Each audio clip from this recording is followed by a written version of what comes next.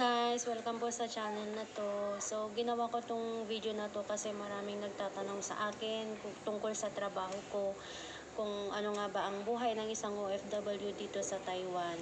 So, isi-share ko lang kung ano yung mga experiences ko, kung ano yung mga natutunan ko dito sa Taiwan. So, keep on watching.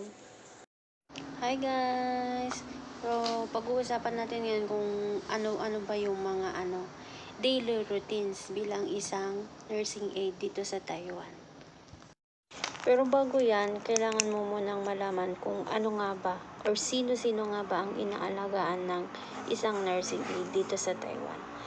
Yung mga dito, kadalasan sa mga taxi driver, pagka nakikita kanila, sasakay ka sa kanila, tatanungin nila kung matagal ka na ba dito sa Taiwan?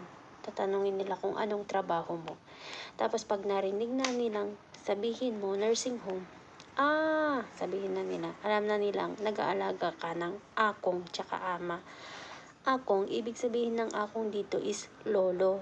Ang ama naman, ang ibig sabihin nun is lola. Pero hindi naman ibig sabihin na lolo tsaka lola lang. Kasi depende din yung mga dumarating na mga pasyente namin. Meron din yung mga malakas pa, meron yung mga hindi na talaga, yung mga talagang totally bedridden na. So, ang pinakaunang namin dito, yung daily na namin, routine namin. Number 1 is positioning the patient.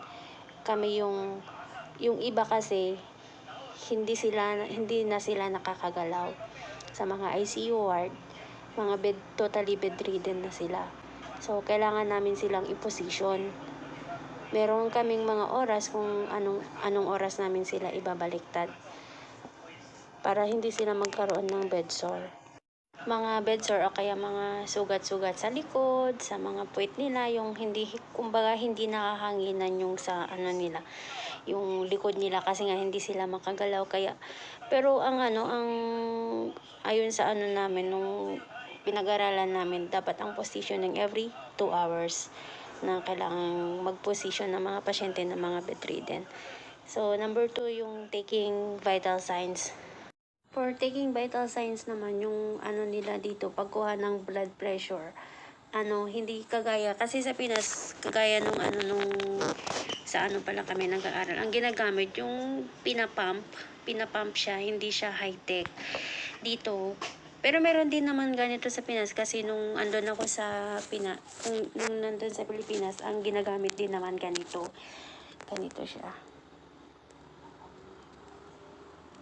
Yan siya. So, bali meron na yung niya, dati meron na yung sa niya, pulse rate niya o kaya sa sa heart rate pala. Tapos din taking temperature, kung may mga lagnat ba yung mga pasyente o wala.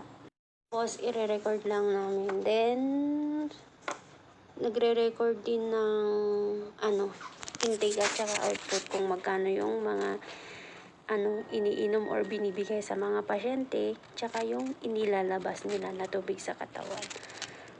So, yun lang mga kayamers, lang yun, basic information lang kung sa mga gustong mag-apply ng kagaya namin na nursing aide or tinatawag nilang mga caregiver dito sa Taiwan.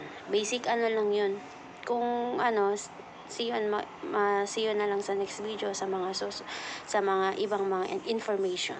Thank you for watching. Like and subscribe po. Salamat.